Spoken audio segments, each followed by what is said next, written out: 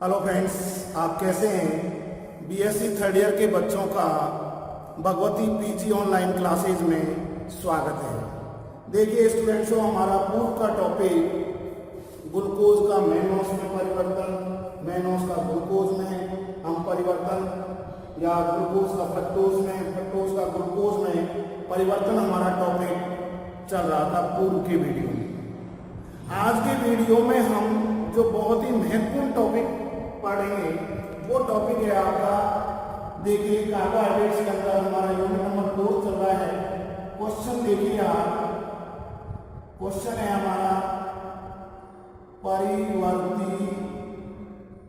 परिवर्ती ध्रुवण घूर्णन क्या है, समझाएं। परिवर्ती ध्रुवण घूर्णन क्या है, समझाएं।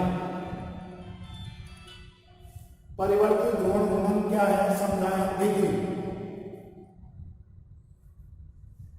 कार्बोहाइड्रेट्स के अंदर हम बहुत इंपॉर्टेंट पढ़ रहे हैं, कई बार यूनिवर्सिटी के अंदर ये क्वेश्चन आ चुका है। देखिए परिवर्ती ध्रुवण घूर्णन की हम बात कर रहे हैं, वो आप देखिए ये आपका घूर्णन कोण है, ये आपका घूर्णन कोण जो कि 52 डिग्री पर है, और ये एल्फा डी ग्लूकोज, ये beta D glucose, alpha D glucose जो कि 112 डिग्री पर, और यह हमारा बीटा डी ग्लूकोज, और यह है 19 डिग्री। अब देखिए कार्बोहाइड्रेट्सों का ये सबसे विशिष्ट गुणधर्म है परिवर्तित ध्रुवण घूर्णन। कार्बोहाइड्रेटों का ये सबसे विशिष्ट गुणधर्म है, जब किसी कार्बोहाइड्रेट का ताजा जलीय विलयन बनाते हैं, ताजा जलीय विलयन बनाते हैं, ताजा जलीय विलयन बनाते हैं और उसे कुछ समय के लिए हम स्थिर रख दें, तो उसके घूर्णन कोणों के मान में वृद्धि होना, उसके घूर्णन कोणों के मानों में वृद्धि होना और कमी होना ही परिवर्ती ध्रुवण घूर्णन कहलाता है। फिर समझ लीजिए, बहुत इंपॉर्टेंट टॉपिक है आपका। यह कार्बोहाइड्रेटों का एक विशिष्ट गुणधर्म है, जब किसी कार्बोहाइड्रेट के ताजा जलीय विलयन को कुछ समय के लिए हम स्थिर रख दें, तो उसके घूर्णन कोणों के मान में वृद्धि होना और उसके घूर्णन कोण के मान में कमी होना ही परिवर्ती ध्रुवण घूर्णन कहलाता है। जैसे एग्जांपल, जैसे हम एग्जांपल देखिए, आपका एल्फा डी ग्लूकोज के ताजा जलीय विलयन को, यानी एल्फा डी ग्लूकोज के ताजा विलयन को कुछ समय के लिए हम स्थिर रखें, तो देखिए इसके घूर्णन कोण का मान है 112 डिग्री, और कुछ समय के लिए इसके रहते हैं तो ये घट करके 52 डिग्री पर आकर रह जाता है। दूसरा देखिए, तो इसके घूर्णन कोण के मान में कमी हो रही है अल्फा डी ग्लूकोज। दूसरा है हमारा जो है अल्फा डी ग्लूकोज के ताजा जलीय विलयन के घूर्णन कोण का मान 112 डिग्री है, इसे कुछ समय के लिए स्थिर रखते हैं तो ये घट करके 52 डिग्री पर आकर स्थिर रह जाता है। ठीक उसी प्रकार से हम बीटा डी ग्लूकोज के ताजा विलयन के घूर्णन कोण का मान, घूर्णन कोण का मान बीटा डी ग्लूकोज के ताजा विलयन के घूर्णन कोण का मान 19 डिग्री है, और कुछ समय के लिए स्थिर रखते हैं तो ये बढ़कर के 52 डिग्री पर आकर स्थिर हो जाता है। तो यहाँ घूर्णन कोण के मान में वृद्धि हो रही है, यहाँ घूर्णन कोण के मान में कमी हो रही है। इस घटना को ही हम परिवर्ती ध्रुवण घूर्णन कहते हैं। अब देखिए, हम ये हमारा ग्लूकोज है। देखिए आप CHO CHOH CHOH COH और HCOH और H 1 2 3 4 5 और ये 6। ये हमारा हो गया ग्लूकोज। इस ग्लूकोज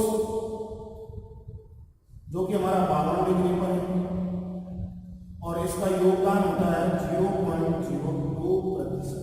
अब साम्यावस्था कार्बन संख्या 1 2 3 4 5। कार्बन संख्या 1 और 5 के मध्य जो अंतर क्रियाएं होती है प्रतिस्थापनों के मध्य, उसके फलस्वरूप देखिए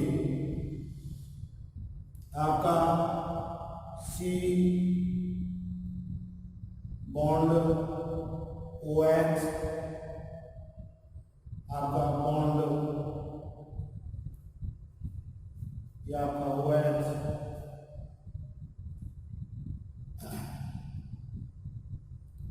ये आपका देखिए OH bond C bond OH bond H bond C bond OH और bond H bond C bond OH और bond H bond H bond. और देखिए ये आपका हो गया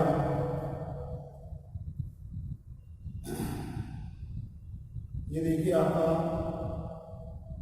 ये O और ये बॉन्ड हो गया आपका CH2OH। ये देखिए और ये आपका H, ये H आपका, ये तो आपका OH हो गया, ये आपका H और ये O। तो ये हो गया हमारा बीटा D ग्लूकोज, जिसके गुणन कोण का मान है 19 डिग्री और इसका योगदान है 64%। आगे देखिए साम्यावस्था, ये देखिए C bond H bond OH bond C bond OH bond H bond C bond H bond OH bond OH bond H और बॉन्ड H और ये लीजिए ये O, 1 2 3 4 5 और ये हो गया हमारा अल्फा डी ग्लूकोज। और अल्फा डी ग्लूकोज का जो योगदान है वो है हमारा गुणन कोण का मान 112 डिग्री और इसका योगदान है 34%। ये लीजिए अल्फा डी। तो देखिए ये ग्लूकोज आपका रहा जिसके गुणन कोण का मान 52 डिग्री है, जो कि घट करके 112 डिग्री से 52 डिग्री पर आकर स्थिर हो जाता है। तो इसके गुणन कोण के मान में कमी हो रही है, तो इसका योगदान 34% है। और यहाँ देखिए बीटा डी ग्लूकोज के गुणन कोण का मान 19 डिग्री है, जो वृद्धि करके आपके 52 डिग्री पर आकर साम्यावस्था में आ जाता है। इसका योगदान 64% है। तो हमने देखो बिल्कुल सिंपल चित्र के माध्यम से बता दिया आपको और ग्लूकोज की रिएक्शनों के माध्यम से भी आपको बता दिया। बहुत ही इंपॉर्टेंट टॉपिक है आपका, ये वेरी वेरी इंपॉर्टेंट। फिर सुन लीजिए कि परिवर्ती ध्रुवण घूर्णन क्या है, समझाएं। ये कार्बोहाइड्रेटों का एक विशिष्ट गुणधर्म है। जब कार्बोहाइड्रेट का ताजा जलीय विलयन बनाया जाता है तो उसके गुणन कोण का मान 112 डिग्री होता है। उसको कुछ समय के लिए हम स्थिर रखते हैं, तो उसके गुणन कोण के मानों में कमी होना या वृद्धि होना ही परिवर्ती ध्रुवण घूर्णन कहलाता है। जैसे अल्फा डी ग्लूकोज के ताजा विलयन के गुणन कोण का मान 112 डिग्री है। कुछ समय के लिए हम स्थिर रखते हैं तो ये घटकर के 52 डिग्री पर आकर रह जाता है, साम्य बिंदु है, साम्य अवस्था। दूसरा देखिए बीटा डी ग्लूकोज के ताजा विलयन के गुणन कोण का मान 19 डिग्री है और इसे कुछ समय के लिए हम स्थिर रखते हैं तो ये गुणन कोण का मान बढ़कर के 52 डिग्री पर आकर स्थिर हो जाता है। तो इस प्रकार से गुणन कोण के मान में वृद्धि और गुणन कोण के मान में कमी होना ही परिवर्ती ध्रुवण घूर्णन कहलाता है। हमने इसे एक्सरों के माध्यम से देखा। देखिए ये ग्लूकोज है, यहाँ कार्बन संख्या 1 2 3 4 और 5 के प्रतिस्थापनों के मध्य अंतर क्रिया के कारण ये देखिए आपका बीटा डी ग्लूकोज यानी OH का आपका बाईं ओर होना, OH का दाईं ओर होना, ये आपका अल्फा डी ग्लूकोज कहलाता है। और दोनों जो है आपके साम्य अवस्था ग्लूकोज में 52 डिग्री पर आकर स्थिर हो जाते हैं। तो इस प्रकार से आज हमने बहुत ही इंपॉर्टेंट आपको क्वेश्चन बताया है। अगला टॉपिक हम नेक्स्ट जो है इसी के अंदर हम पढ़ेंगे वो है आपका ग्लूकोज का मैनोस में परिवर्तन। देखिए ये भी बहुत इंपॉर्टेंट है आपका ग्लूकोज का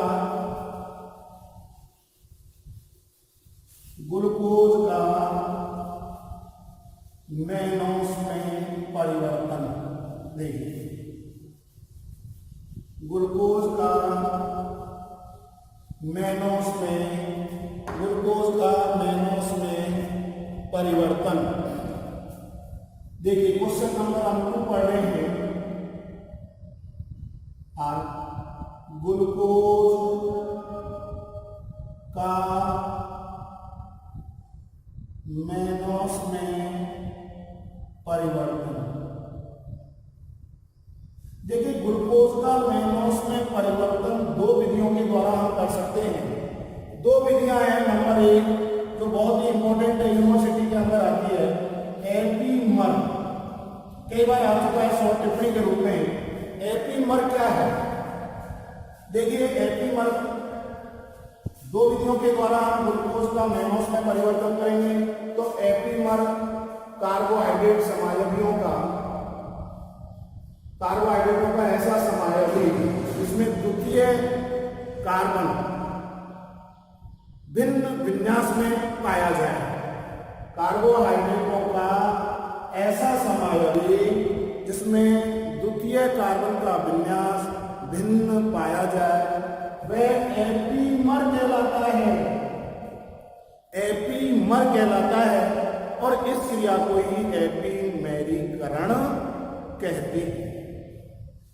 कार्बोहाइड्रेट समायवियों में द्वितीय कार्बन का विन्यास भिन्न पाया जाए वह क्रिया एपीमर कहलाती है और इस क्रिया को ही हम एपीमेरीकरण कहते हैं। अब देखिए ग्लूकोज का मैनोस में परिवर्तन या ग्लूकोज से मैनोस का निर्माण या मैनोस से ग्लूकोज का निर्माण, यह क्रिया एपीमेरीकरण कहलाती है। देखिए अब आपको हम बताते हैं C bond H double bond O C OH और H CHOH का होल थ्राइस और CH2OH। ये लीजिए ग्लूकोज, ये आपका ग्लूकोज है और इस ग्लूकोज का ब्रोमीनीकरण कराने पर ब्रोमीन जल की उपस्थिति में ऑक्सीकरण कराने पर, जब ऑक्सीकरण करवाते हैं तो देखिए आपका ये आपका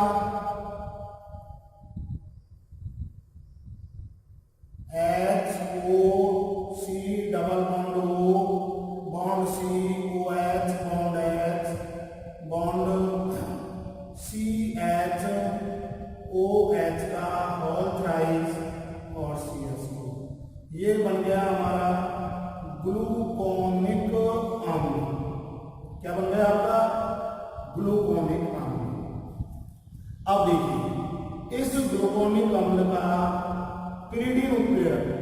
C5H5 की उपस्थिति। ये देखिए ये बॉन्ड आपका यहाँ गया और ये H आपका यहाँ चला गया।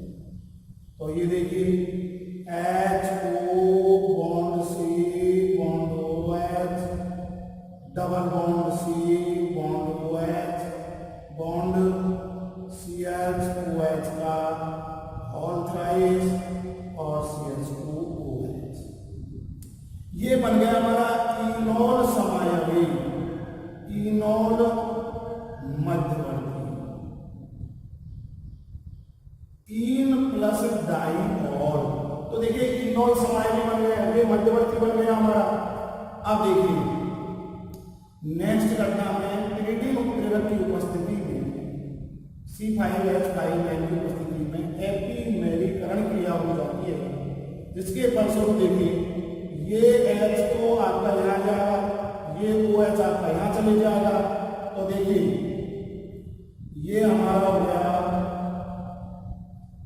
OH bond C double bond O bond OH और H, और ये देखिए CH OH CH OH 1 2 3 4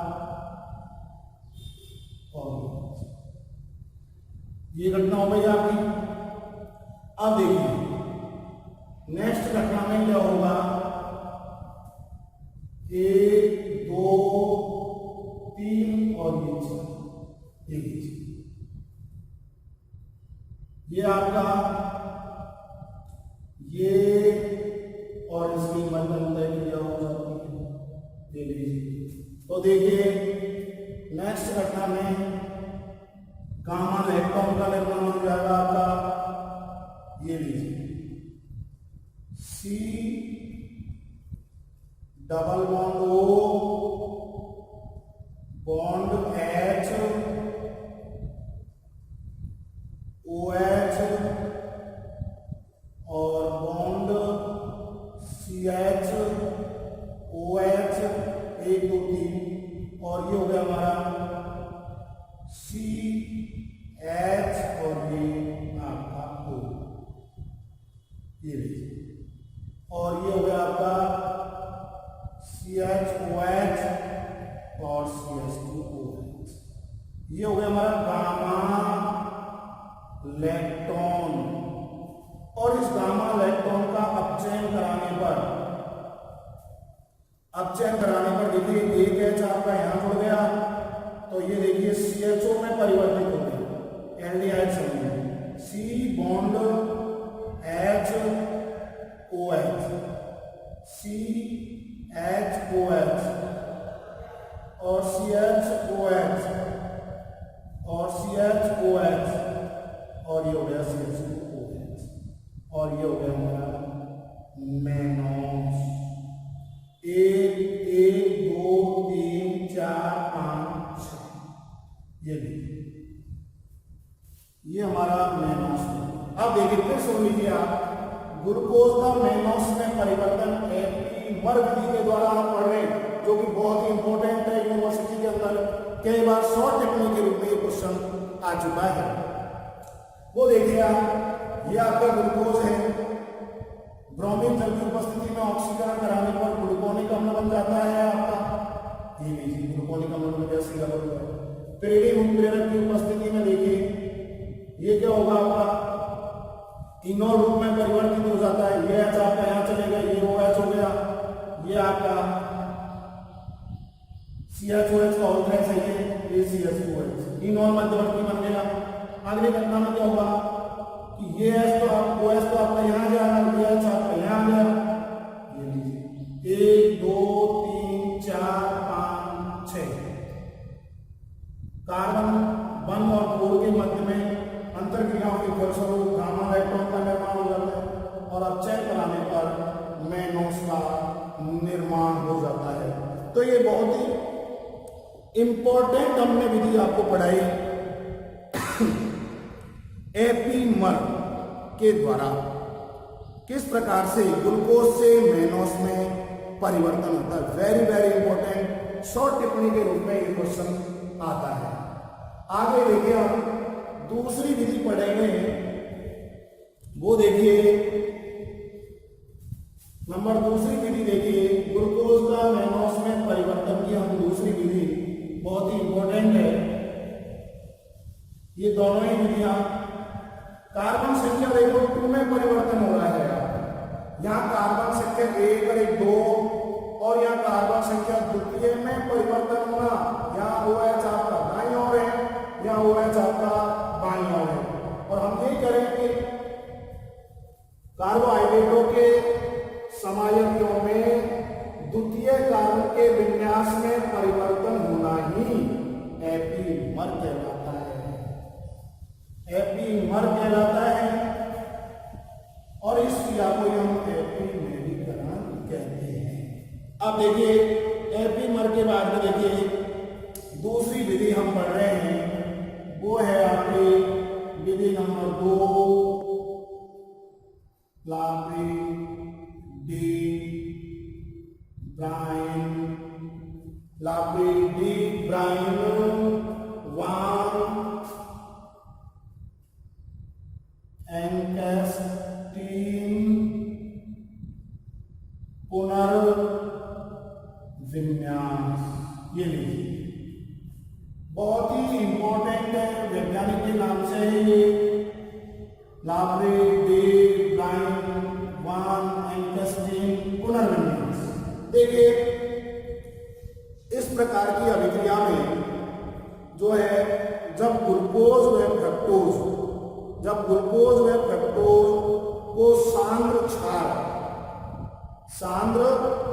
की उपस्थिति में, जब ग्लूकोज व फ्रक्टोज को सांद्र क्षार की उपस्थिति में मिलाया जाता है तो बहुलीकृत क्रिया के द्वारा एक रेजिन जैसा चिपचिपा पदार्थ बनता है, रेजिन जैसा चिपचिपा पदार्थ बनता है। लेकिन जब ग्लूकोज को दुर्बल क्षार की उपस्थिति में अभिक्रिया कराई जाती है तो मैनोस का निर्माण होता है, मैनोस व फ्रक्टोज का निर्माण होता है।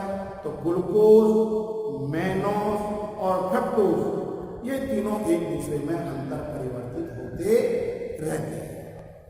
देखिए जब हम ग्लूकोज व फ्रक्टोज को सांद्र क्षार की उपस्थिति में बहुलीकृत करवाते हैं तो एक रेजिन जैसा चिपचिपा पदार्थ बनता है। लेकिन जब ग्लूकोज को हम दुर्बल क्षार की उपस्थिति में अभिक्रिया कराते हैं तो मैनोस व फ्रक्टोज का निर्माण होता है। तो ग्लूकोज, फ्रक्टोज और मैनोस एक दूसरे में अंतर परिवर्तित होते रहते हैं। देखिए ये आपका CHO समूह, ये आपका देखिए CHOH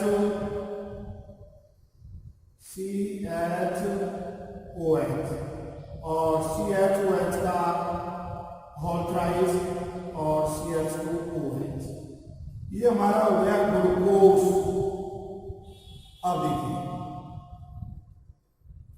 ये जो बॉन्ड है आपका, ये आपका यहां पे, आप देखिए ये C, ये OH, ये हमारा H, ये डबल बॉन्ड C और ये OH और ये CHOH का ऑल्थराइज और ये CH2OH।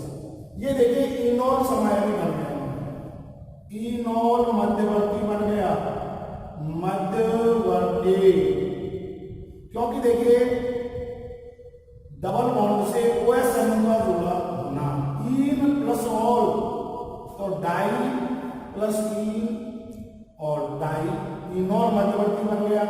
अब देखिए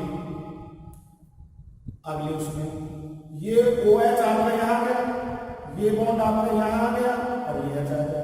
तो देखिए आपका CHO bond OH bond H bond CHOH का ऑल्ट्राइज बॉन्ड CH2OH, ये क्या बन गया आपका डीमैनोस।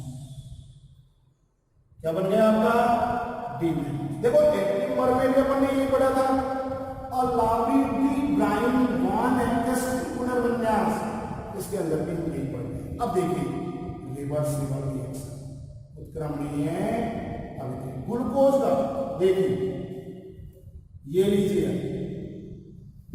अब ये आपका ये H आपका यहां चले गया तो ये CH2 में कन्वर्ट, ये आपका क्या होगा CH2 और ये H आपका यहां चले गया तो देखिए CH2OH और C double bond O bond CH2OH का होल ट्राइस और CH2OH, ये हो गया आपका फ्रक्टोज। देखिए 1 2 कार्बन संख्या 2 पर कीटोनिक समूह का आना ही फ्रक्टोज कहलाता है। तो देखिए स्टूडेंट्सों, आज हमने आपको बहुत ही इंपॉर्टेंट टॉपिक के बारे में चर्चा की, फिर से ध्यानपूर्वक आप सुन लीजिए। आज हमने सबसे पहला क्वेश्चन आपको बताया था कि भाई परिवर्ती ध्रुवण गुणन क्या है। ये कार्बोहाइड्रेटों का एक विशिष्ट गुणधर्म है। ये कार्बोहाइड्रेटों का क्या है, विशिष्ट गुणधर्म है। जब कार्बोहाइड्रेट का ताजा जलीय विलयन बनाते हैं तो उसके गुणन कोणों के मान में कमी होना या वृद्धि होना ही परिवर्ती ध्रुवण गुणन कहलाता है। जैसे अल्फा डी ग्लूकोज का विलयन बनाया तो उसके गुणन कोण का मान कम हो गया समय के साथ, और बीटा डी ग्लूकोज का हमने ताजा विलयन बनाया तो समय के साथ उसके गुणन कोण का मान बढ़ गया, 52 डिग्री पर आकर स्थिर हो गया। ये घटना ही परिवर्ती ध्रुवण गुणन कहलाती है। बहुत ही इंपॉर्टेंट टॉपिक हमने आपको पहला क्वेश्चन पढ़ाया जो यूनिवर्सिटी के अंदर कई बार आ चुका है, जो कि हमने रिएक्शनों के माध्यम से आपको पढ़ाया। दूसरा टॉपिक हमने पढ़ाया ग्लूकोज का मैनोस में परिवर्तन। ग्लूकोज का मैनोस में परिवर्तन 2 विधियों से होता है, एपीमर लापिडी ब्राइन मान। एपीमर क्या है, ये जो है कार्बोहाइड्रेट समायवियों का द्वितीय कार्बन के विन्यास का भिन्न होना ही एपीमर कहलाता है, इसलिए आपको हम एपीमेरीकरण कहते हैं। देखिए ग्लूकोज का मैनोस में, मैनोस का ग्लूकोज का निर्माण होना ही एपीमेरीकरण कहलाता है, जिसको हमने रिएक्शन के माध्यम से आपको पढ़ाया। और ये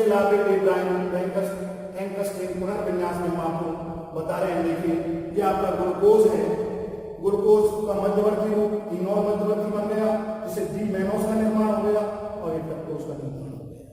इसी के साथ आज के टॉपिक को फिनिश करते हैं। धन्यवाद स्टूडेंट्स को। अगला टॉपिक हम नेक्स्ट वीडियो में पढ़ेंगे।